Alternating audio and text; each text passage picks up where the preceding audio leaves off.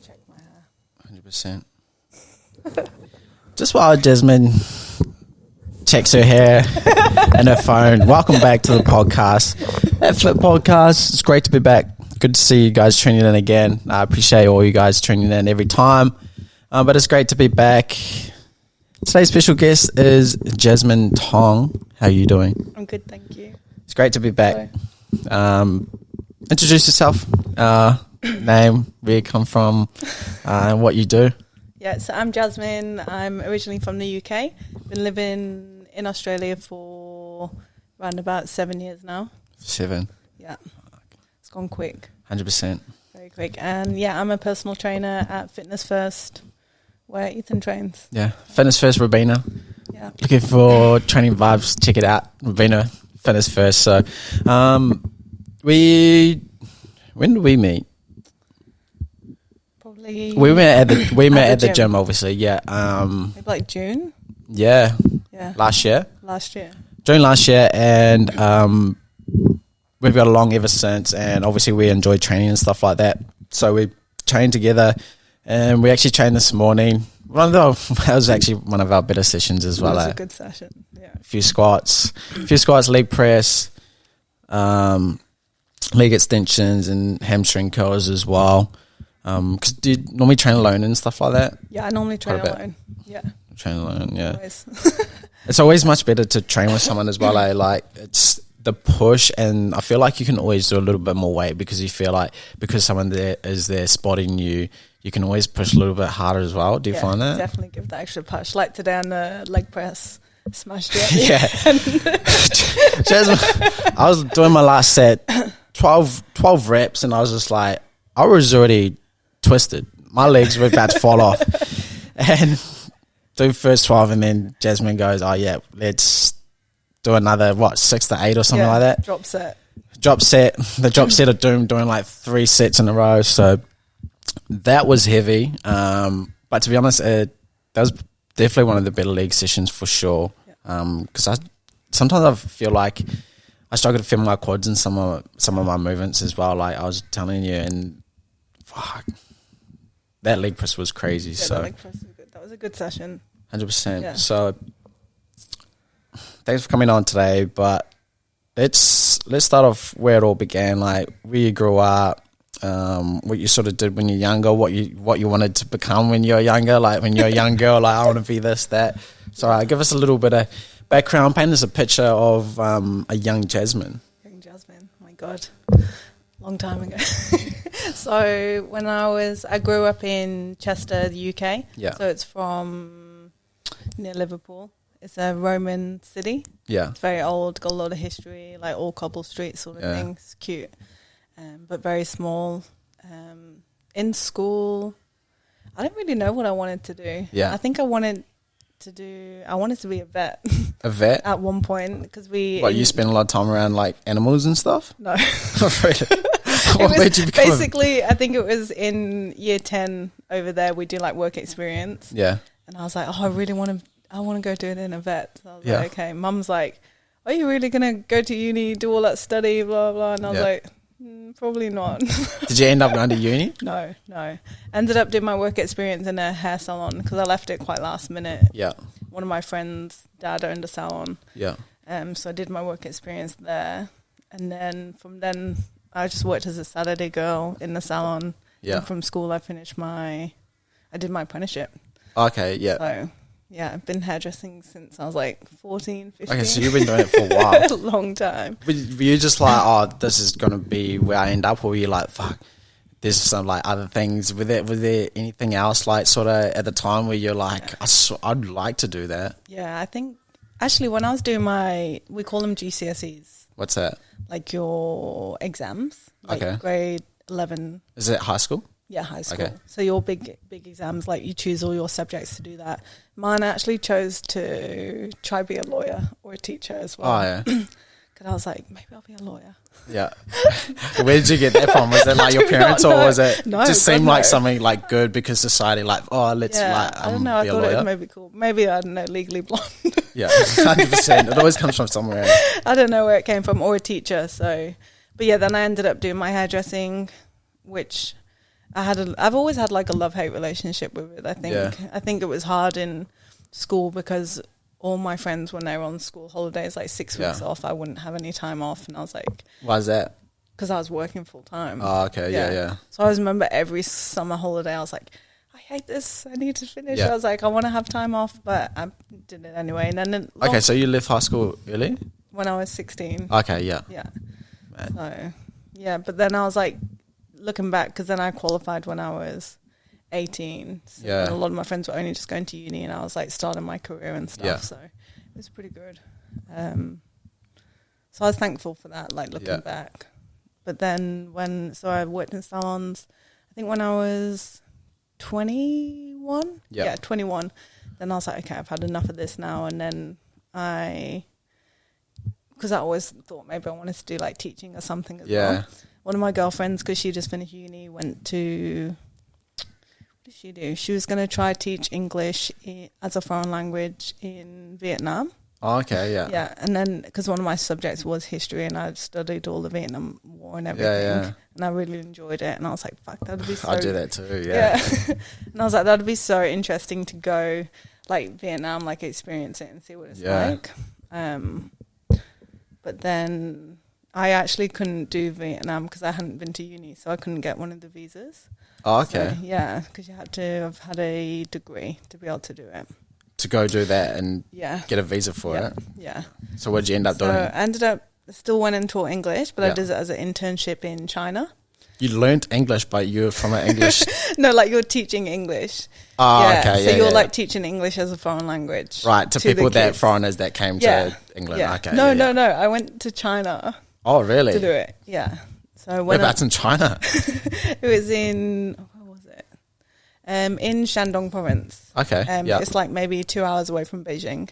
Wow. So what was that experience like? Because China's culture is so different. Like, how did you find that? Like, did you vibe with it? Were you like, oh, I liked it. Really? It's very what did you like different. about it? I don't know. Just very different. Because it's so different. Busy. Like, it's not like very home. different. So my background, I'm actually quarter Chinese as well. So I think my granddad's actually from Hong Kong, but I was like, this is cool, like go experience. Did you ever learn like Chinese or anything? I learned Mandarin before I went. Okay. And I learned it while I was there. Yeah. Which was cool. I wish I kept learning it. Yeah. Because where I live, there wasn't that many Westerners. Yeah. So I did actually pick it up quite a bit and could even read like the food menus and stuff. Yeah. Could you read the food menus when you first went there? No. No. But when I first went there, I was actually vegetarian. Really? So I was trying to look out for what the meat was. Okay. So what made you go vegetarian? Well, it's actually really silly. So one of my... Tell me, I want to hear this. Me and one of my friends, so in the UK, like Lent, Easter. Yeah. Giving up things for Lent is like quite big there. So every year we'd always give something up. And then me and one of my friends was like, oh, I'm going to give up meat. Yeah. I was like, me too. And we're like, okay. This is obviously way before like animal cruelty and stuff like that. Yeah, way before that. And then, because I think I was 14 when I first went vegetarian. And, wow, so I only heard about like vegetarian like 3 years ago, Yeah. Man, that's crazy. Yeah, a long time ago. And we were like, we'll see who does it the longest. Yeah. And then I think I won because it was 7 years later, still vegetarian. Yeah. But then when I started traveling around China, and once I settled in, I did actually start to eat meat again. Okay. And who did you stay with in China and stuff like that? Did you stay with like some sort of family or? No, so they put us up in accommodation. Okay. Yeah, so I stayed with, there was another girl, I think she was English, that I lived with. Yeah. There was a few other teachers and stuff. Yeah. But it was good. Crazy. So how long did you spend in China and stuff like that? China, 5 months. Okay. Yeah. It's interesting. What was the best thing about China? Because we're in did you say Hong Kong? No. We're in Shandong province. Shandong. So I think it was just fun. Like when I got there, I turned 22 there. Yeah. It's so surreal actually being there because I think back then, how long ago was it? Probably like 8 or 9 years ago. Yeah. 8 years ago. It was. But I think they're not used to seeing like white people. Yeah, or Westerners they get and real stuff. excited. So excited, like they would just be taking photos of you all the time, like videoing. Like me and all my friends that I met there, we went to Shanghai for one of the holidays. Yeah. And I remember just stood there. We had a big crowd of like Chinese people around us trying to take photos with us and stuff like that. It's so weird. It's like, kind of like you're famous there. They're like, who? So that was pretty cool. But yeah, just trying like all the different foods, like seeing different cultures. What was the best food there? Best food? I don't know. So much good food. Yeah. Like I love all the street food. Yeah. Barbecues. Yeah. But then the food, I remember in the food markets one time, so I just started to eat meat again. And there's like you go to the markets and do your groceries. But they are just, I remember there was just this skeleton of what looked like a dog. Oh, really? Just hanging up, and I was like, that is not okay. And I remember seeing some woman just grab this chicken out of the cage, and I just ran down the street because I was like, I cannot hear a chicken get killed right now, so just ran. Yeah. But it was a cool experience. It's so different to like anything that I've done before. Yeah. But yeah, it was really good.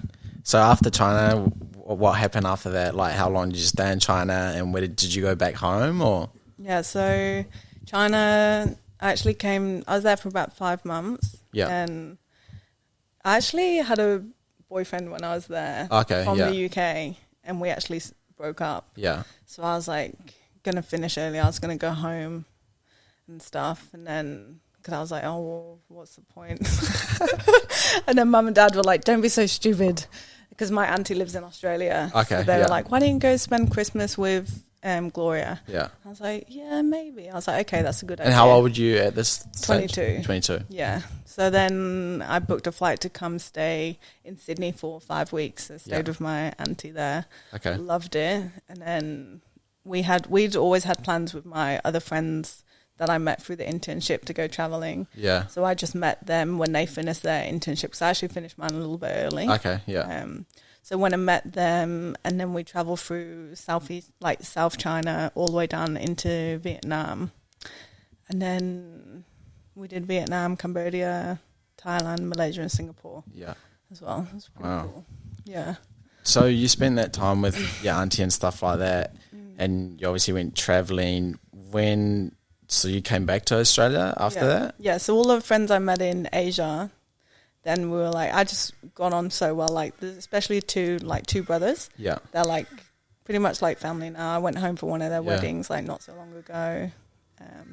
But yeah, I don't know. I think the people that you meet when you're traveling, you just have like such a good bond with them. But yeah, so all of them people that I met through Asia, travelled all with them, and then they were like, we're going to go to Australia. Yeah. Do you want to come? And I was like, hell yeah. I was like, let's go. So we all went home, saved up a bit of money, and then we all came back out. Okay. So then that was that. So I think went home for like 3 or 4 months. Yeah. I was working like 3 jobs. Yeah. And then, just came back, and then haven't been back. I've been back to visit, but that's been me. Have you always been someone that wanted to like live abroad, or were you just like, this is just how things sort of panned out?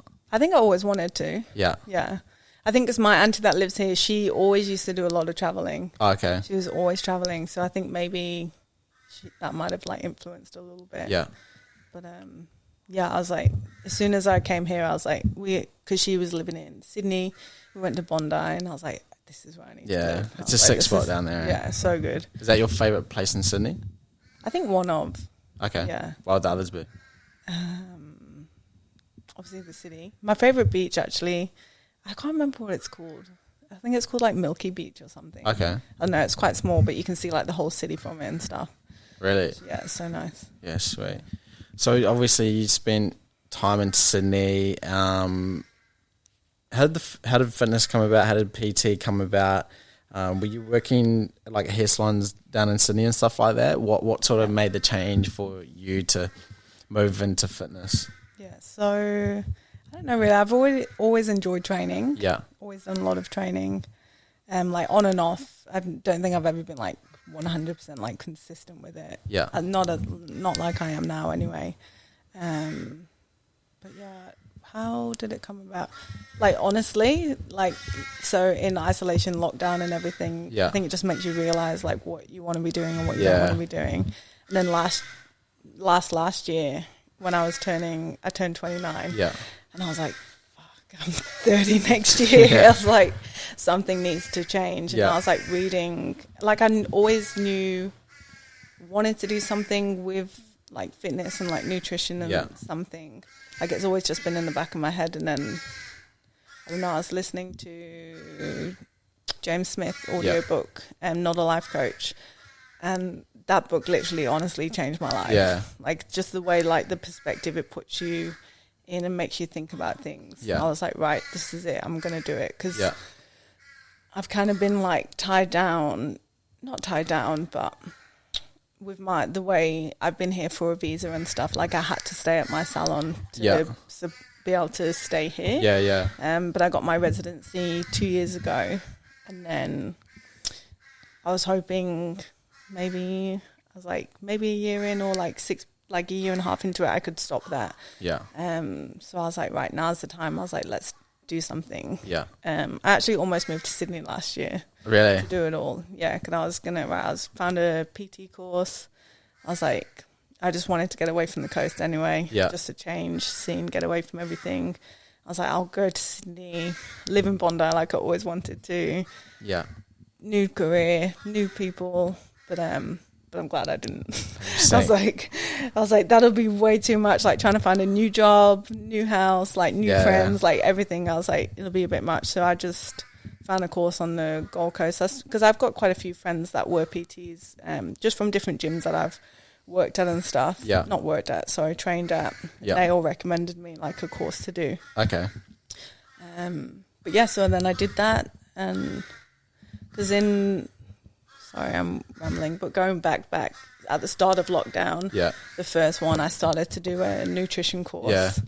Because that's long term is what I want to do. I remember speaking to my brother, and he's like, you've always wanted to do like nutrition, something like that. Why don't you do something like that? Because we had so much time off in that isolation. 100%. And I was like, I wanted to be able to do something productive with it. And he's like, you should look into that. And I was like, yeah, maybe. I was like, I should. And then I found a course, started doing that. And then fast forward, it's kind of hard to get into or like know how to do that. So then I was like, maybe if I do personal training, that will open the door for me to be able to get into the nutrition. So then that's what I did. But now I do the personal training. I literally love it so much. Really love it. 100%. So moving into the fitness thing, now that obviously you've got that understanding of training and stuff like that, what are some key factors in terms of finding consistency, making it a lifestyle? What works for you? How have you gone about obviously changing? Because were you someone that ever really got out of shape? Were you out of shape at all, or were you, I was always chubby when I was growing up, I think. At least I look back and I'm like, I always felt like I was chubby. Like always. So I think that's how I obviously firstly got into training just to try feel better, look better. 100%. But yeah, I was definitely chubby.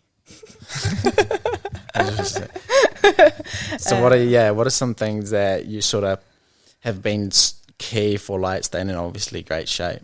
I think just finding what works for you. Like some people try and stress so much about, should I train in the morning? Should I train at nighttime? But at the end of the day, I think as long as you can make time for it and make it work for you, then that's all that matters. Like fit it into your routine. Like if you're, say, like a night owl, like likes to stay up late and stuff at night, then why would you wake up at 5 a.m. to train if it's not going to be for you or that sort of thing? So I think just finding a routine for me, when I was actually, what really got me back into fitness was that when I came back from the UK, I ate way too much food. Obviously, like eating all my favorite foods and stuff. And one of my friends at the salon, she does F45. And there was a new F45 opening near my gym. And I was like, maybe I'll just try like a week's trial there, just see how I go, try get back into the routine of things. And I just loved it. It was good. I just like easy, turn up, don't think about you don't what have to you're think doing. about it. Yeah. So that really got me like into a good routine, like training 4 or 5 times a week, doing that. Yeah. And then after a while, I just sort of wanted to go back into the normal gym, start doing like more weight training and that sort of thing again. When you first started getting to the gym, were you someone that obviously, for a lot of girls and stuff, they get, you know, obviously gym anxiety, they're scared, they don't know what to do and stuff like that. So how did you go about finding your way like into the gym, and were you someone that was confident off the bat, like just going to the gym and doing whatever, you know, you could do, or was it something that you had to learn as well? I think it's something I had to learn, definitely. I would do, even now if I go to a new gym, I'll get like gym anxiety. I'm like, oh, I don't want to go, but just go, make sure you know what you're doing, have a plan. Yeah.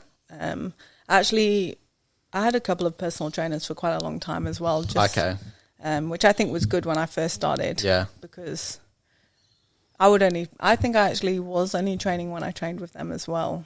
So you didn't go on your own or anything like that? Not at first. I think that's a big key, is that especially for new people. I think even just going online or like YouTube and just finding movements that people do, so you have a plan to go in rather than like going in and like standing around and be like, oh, I'll just use this machine once someone else is finished.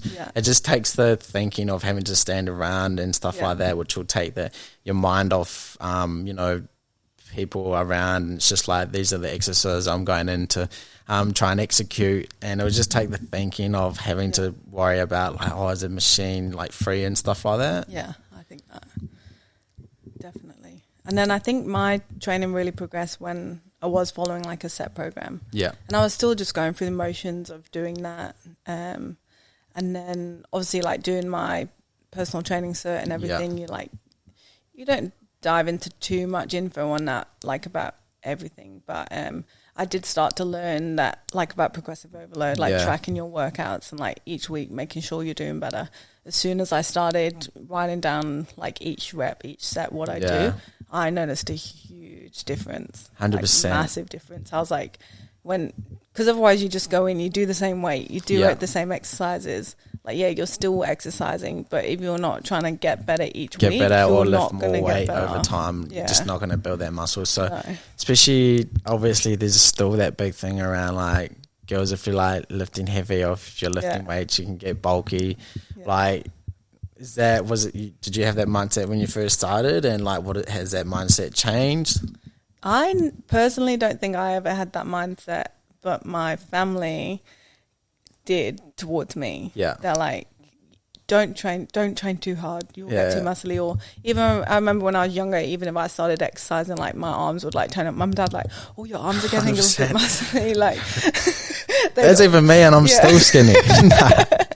And then, but so personally for me, I haven't had that thought, but I think I know it takes a lot to build muscle. Oh man, like, if that's a thing, if that actually happened, if you just started to touch weights and stuff like that, and literally got bulky, like I want whatever they're on, because it just doesn't. It takes so long to do it, and it takes a lot of hard work as well. So it's something that I can't believe that people still like think that that's even possible. Like for guys, obviously it's a lot easier because we have obviously a lot more testosterone and stuff. We have the ability to build muscle quicker than obviously women, but it's just definitely not true. And anyone that is in that space now and training and obviously has a great physique is that they know it's taken so long. So as obviously a woman, you don't have to worry about that sort of thing. So it's such a weird concept that people still think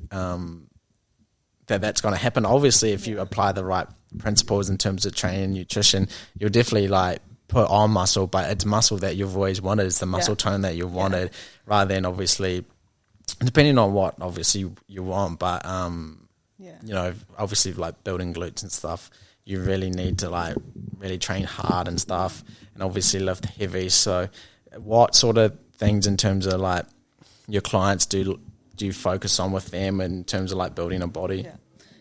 I think that is like one thing a lot of people do come in, like in consultations, they're like, oh, I just want to be toned, but I don't want to be bulky. So it is definitely like a concern for people. But just depending on what people's goal is, then just programming. I like to focus on like glutes, obviously, because that's what obviously a lot of people want.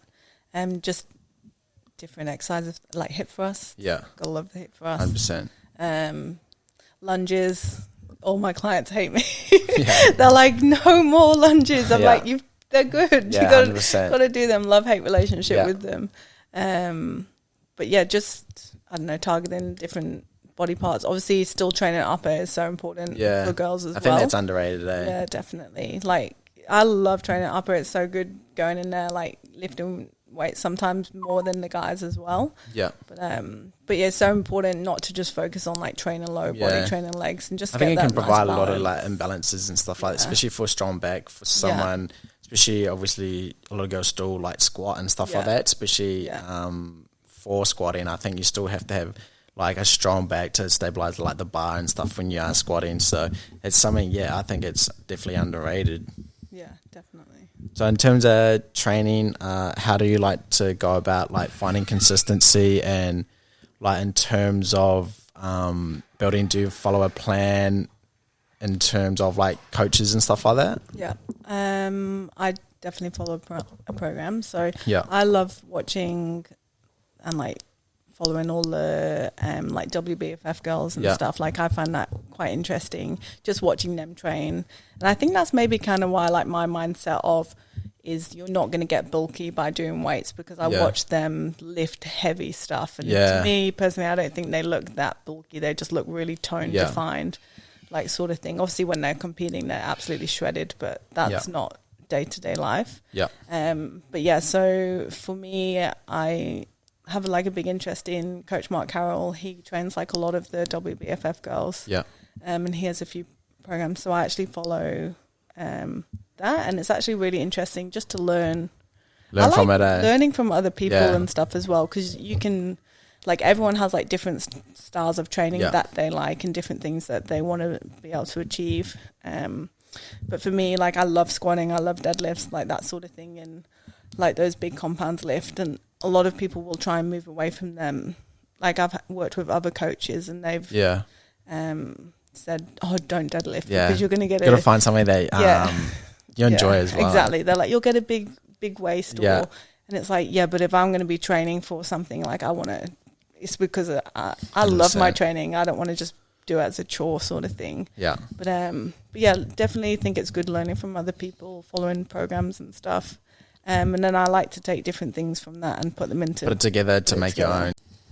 But like following that program, and like I said back before, like progressive overload and making track of my workouts. Like I say to my client, like all my programs I've made for my clients recently, they've got like a whole tracking sheet and they can see each week that they're doing better. I spoke to some of the girls, I was like, are you tracking your workouts? They're like, no. I'm like, why? Yeah. They're like, that's the thing, man. And then people wind up disappointed about their results because they haven't been tracking. It's like fitness is very detailed like that, is that if you literally follow a plan 80% of the time, like, you're gonna see results. And the problem with most people now is that, like, they want everything instant, and like building a body is so, like, it takes so much patience that sometimes you won't even see results until like 3 or 4 weeks in. And it's like, but I don't know if it's the same for you, but for me it was just like going to the gym enough and then starting to see the change and like feel like how like strong you are, and like the feeling of building muscle and starting to look good. You're like, that becomes addictive. Definitely. Was it for you? Yeah, 100%. I think as soon as you start to see results, like, I think first of all for me, like, seeing like physical changes was like really motivating, because you can see it, right? Like, and sometimes with like mindset and stuff, you can't really tell like if you're making progress. But for something that's very physical and has so many like health benefits, and obviously, you know, people are like, oh, it's not always about the way you look, but fucking looking like sick is like, it's cool. Like, it's something worth working towards. This shouldn't be everything, but if it's going to improve your health as well, I think it's super important. So 100%.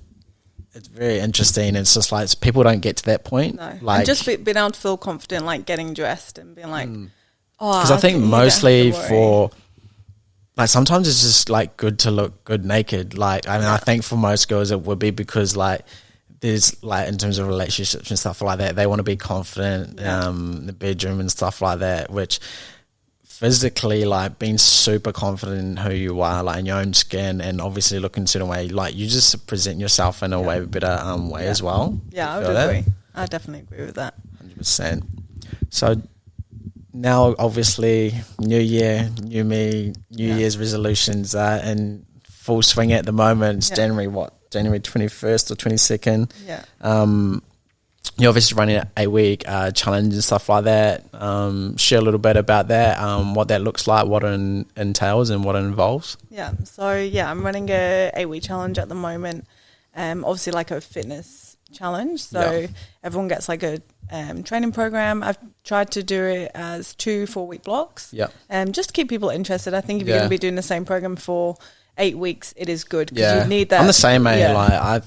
Because normally the training blocks are like 12 weeks and I used to do like a 6 and 6, but 6 just seems a little bit too long. I'm the same. Like, you get a little bit bored and stuff like that. So I'm just like, 4 weeks is sweet because you can push really hard and then you can change up some of the exercises as well. Definitely. Still keep some of the basic exercises, but just change rep ranges, like that sort of thing, just to try and achieve like different things. Obviously like a nutrition plan. I've done it a little bit different actually. So like one nutrition program is very, very flexible. Like more fitted for like general public. Because obviously meal plans are really good to get results, but obviously they're not sustainable. Like what do you do when you finish that meal plan? So one of the meal plans I've done is like and obviously I like weighing my food. You like weighing your food, but not necessarily everyone does. So rather than having to weigh out every single piece of food they're eating, it's actually through hand portion controls. So they have to, I like that one. That's cool. really good. I think that's a great place to start, especially for people that don't want to. It takes time. Like I think it's if you can to get a better understanding of how much food you are consuming. I think dialing your like calories and stuff is super cool. But if you're someone that just wants to get in better shape, like the hand portion sizes are really good. Do you want to explain more about those hand portion sizes and for each macro? So basically it's worked out. So you still work out their energy input, energy output, like their daily calories and like their protein target, their carb target and fat target. But then say if they like to eat maybe 4 meals a day. Then for the protein it's like palm size. So they'd say eat 1 palm size of protein each meal, or like 2 cups of carbs. Like a thumb measurement is like 1 serve of fat. So they'll have certain amounts to eat throughout each day. But 1 palm, I think it works out around like 30-ish grams of protein. 100%. That makes sense. Which is when you're tracking, like if I eat like 100, 120 grams of cooked chicken, it's around about the 30 grams. So it's 100%. Works out about right. But I just wanted people to do that just so they can learn themselves like what their portions should look like and how they can eat. Or like say if they go out for dinner or something, they can stay on track and still try and work towards their goals, and just try to teach them, because I love like 8-week challenges and stuff. They're really good for like getting results, but they're forgetting a certain result, but they're not very lifestyle. I think it's really good in the sense that you can do it. You can get results, but people get fixated on it's like, fuck, I have to do this forever. But whereas you're giving them that alternative, like, you know, you don't have to be very meticulous about going about nutrition to get the results that you need to, but you can have certain guidelines, like obviously with the hand, the portion sizes and stuff like that, to really just give you that you're still on track without having the stress of eating a certain way. So they don't have to eat repetitively the same thing every day. And just so they can take that away from the challenge and keep maintaining results as well, and just trying to get a healthy relationship with food, which is really hard, obviously, with so much going on in life and stuff like that. That's really cool. What else is sort of entailed in the... so that also brings us back to, so obviously wanting to take it further than the 8 weeks, I incorporated a few things just to try and help with like mental toughness and discipline. Last year, I don't know, have you heard of the 75 Hard Challenge? So basically I did that last year. For those of you who don't know, it's 75 days, basically you have certain tasks to do each day. Yeah. If you don't complete them, you have to start the challenge again. Yeah. So it's pretty intense. That builds really good discipline as well. It's so good. If you can get through that, I think Yeah. you'd be like set up for like Yeah. in terms of just general life. Because if you do like 70% of what that 75 hard consists of, like if you just do those as daily habits, you're going to be in great shape. Exactly. Yeah. So that taught me a lot about myself and just proving to myself that if I set myself a task, I can do it. Because often or not, you talk yourself out of doing it. Like, oh, I'll just do it tomorrow, or maybe not today. Yeah. Or I'll start on Monday, but no. So it taught me you can set your mind to something and get it done. So yeah, I really wanted to incorporate a few things like that. And I said to the people doing the challenge, it's up to them if they want to do it each day or not, but I advise to.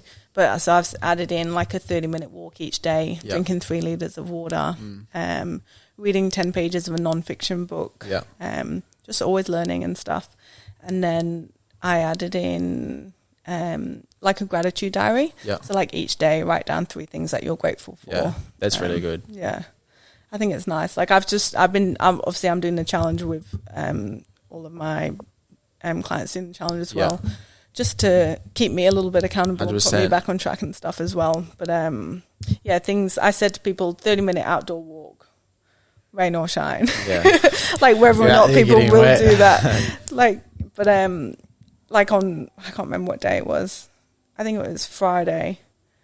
Thursday or Friday, it was raining. Yeah. I did not want to go on a walk. And I was like, no one will know. I was like, maybe I'll just do a treadmill walk. Yeah. And then I was speaking to one of the guys at the gym. They were like, you said rain or shine. Yeah, and I was like, God damn it, you're right. I was like, fine. I was like, I'll do it. Yeah. But how much better do you feel after it? I felt so much better. That's the thing. I think people can almost get mistaken is that the motivation comes from actually doing the action. Yeah. And because you're never not just going to be motivated all the time to do the action. So it's just like doing the action first, no matter what, just getting it done. It's like the gym, and we talked about this morning. You can have so many good sessions, but it's those sessions that you don't feel the greatest, and just doing those ones, that's what really builds like the habit, and actually really being really good at obviously building a body. So doing the things you don't want to do. Yeah, 100%. The days that you don't want to do it, get it done. 100%. So I think that's super important, is that procrastination, and you always think about how many times there's been so many opportunities that you just didn't do the things you're supposed to when you know, and it becomes frustrating. So for you, it becomes a confidence thing, like a self-esteem thing. Is like you don't think you can do it because it's just reiterating in your mind that, oh, I'm not the person, like no matter what I'll get it done. And it's like when you start to do that, it starts to build the confidence, it starts to build the self-esteem, like, whoa, I'm starting to really reiterate it in myself that no matter what, I can just focus on these tasks and get them done. Definitely. Yeah, because for so long I've been wanting to start reading again. Yeah. I'm like, oh, at night time I just won't go on my phone and I'll read my book. And then it hasn't happened. Yeah. Like, I'm like, oh, tomorrow I'll read the book. I'll make sure I read it tomorrow. And then because I'm now doing this challenge, read 10 pages every day, like, I'm almost, like, already halfway through a book. Yeah. And it's like, just get that done. Like, and it's just starting. But once you start and you get into the routine of it and stuff, like, I recommended everyone to download an app and they can tick off their tasks that they've done each day. Yeah. You can actually see along the top, it's like got a nice green line of all the day streaks that you get, which I think is really motivating. Yeah, I think so. Seeing something that you know that you've ticked off, which is like to-do lists, is super important. I'm so slack at to-do lists, but it's nice knowing that you can tick these things off. You don't have to worry about it no more. Yeah, 100%. But yeah, the reason why I wanted to incorporate these is just to try and get people to have better mental toughness, mental discipline, make them realize that they are capable of doing things.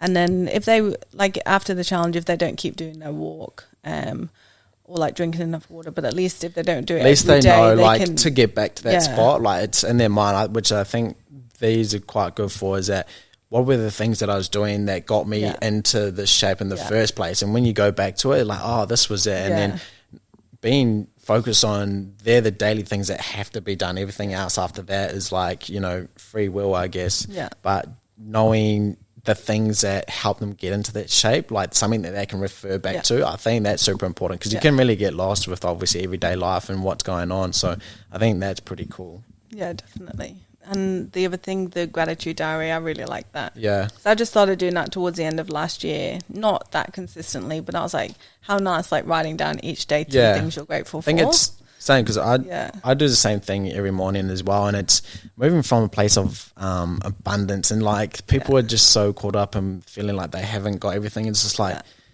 you've literally got everything you need. Like you're healthy enough. Like you got your arms, your legs. Like there's people waking up. Some people not even waking up today. They don't get another day at life. So I think moving from a place, especially first thing in the morning, like because most people will just get on their phones and start scrolling. You're looking at someone else's life. Like you're putting yourself in their shoes when that's not your life. Your life is right here. And if you can move from, like you said, a place of abundance where you literally do have everything. Like we're so lucky to be living in a place like this for most people, and getting to do the things that some people will never get to do in their lifetime. It's just like writing those things down and moving from a place like in your mind, you're like, fuck, I've got everything I need. I can now go out and do the things I need to do to stay healthy, to stay fit, and obviously create happiness for myself. Whereas people move from a scarce mindset. They're looking on Instagram like, oh, fuck, I haven't got a Lamborghini or some shit like that. And I think that's a really good one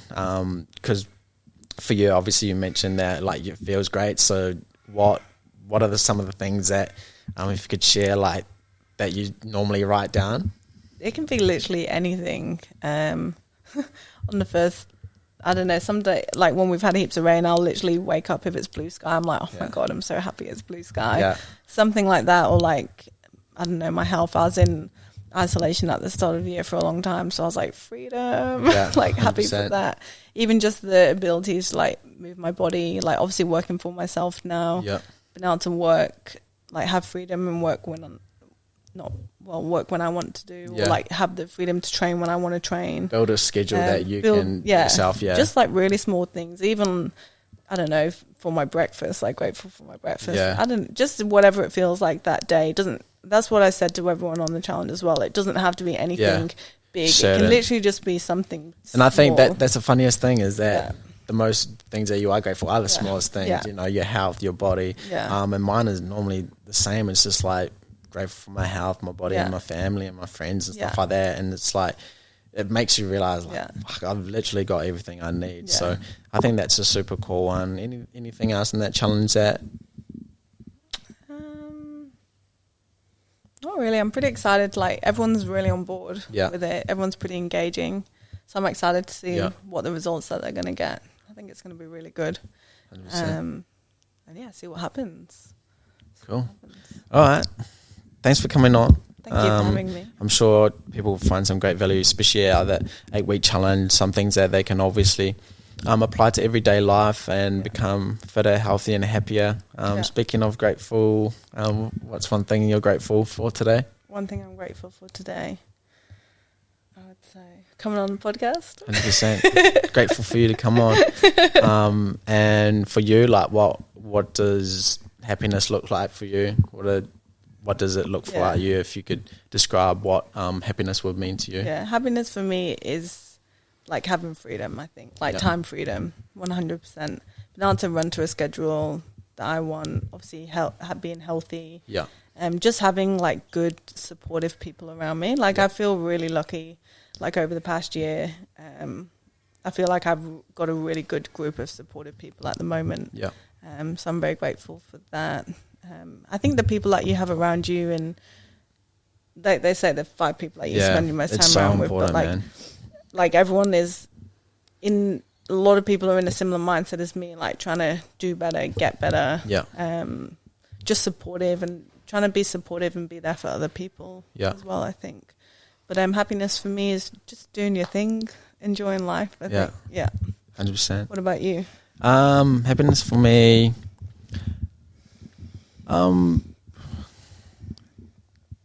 doesn't change a lot, but I think happiness for me is just waking up and learning something new every day and just doing the things that I always talk about just to become better, take care of my body, be so involved in trying to help everyone else be better as well. I have very connective conversations about how I can help you be better, how you can help me better, be better and coming together to just make the world a better place, man. And I think that creating meaning, having a purpose in life, I think the byproduct is happiness. Sometimes I think it's hard to just go and like, I want to wake up and be happy today. Like there's certain things you have to go about and choices you have to make and decisions that happiness is a byproduct, where I think the person who has a purpose would naturally be happy because they're doing something that is going to be beneficial to the world. So I think happiness is just obviously learning something about myself, the world, and the people around me every day, and just trying to be the best person, the most healthiest person as well. So and I can say like I'm pretty happy at the moment. Sometimes it feels like happiness is in the future, but you'll probably look back and we'll look back and be like, man, this was really the happiness. These were the best times that we ever had. So obviously. I agree with that. Sweet. Thanks for coming on. Thank you guys for tuning in. As always, subscribe to the YouTube channel. We're trying to build that thing out. Spotify, hit that 5-star review. Give us a review. Let us know what you think. Spotify's got a new thing at the top of the podcast that you can click on and do a review and stuff like that. It really helps us grow as well. That's what we're all about. We're trying to grow and grow the best platform, the fittest, the flyest, the most fulfilled platform as well. So until next time, you guys know what to do. Stay fit, stay vibey. Let's go.